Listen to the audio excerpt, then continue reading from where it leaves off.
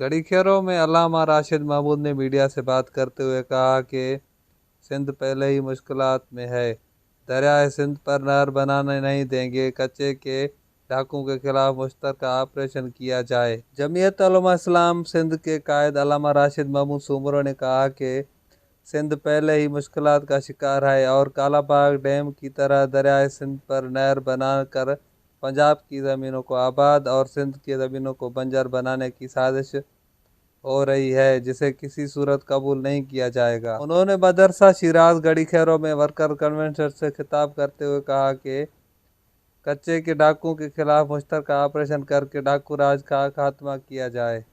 انہوں نے اعلان کیا کہ 28 نومبر کو سکھر میں باب الاسلام کانفرنس میں سندھ اور شہید علامہ ڈاکٹر خالد محمود کا کیس لڑا جائے گا۔ انہوں نے مزید کہا کہ جے یو آئی حاریوں، مزدوروں اور محنت کشوں کی حقوق کے لیے جدوجہد کر رہی ہے اور عوام کو میدان میں نکلنا ہوگا۔ علامہ راشد محمود سومرے نے کہا کہ سندھ کے پانی کی تاخیر سے فراہمی کی وجہ سے کاشتکاروں کا معاشی قتل ہو رہا ہے۔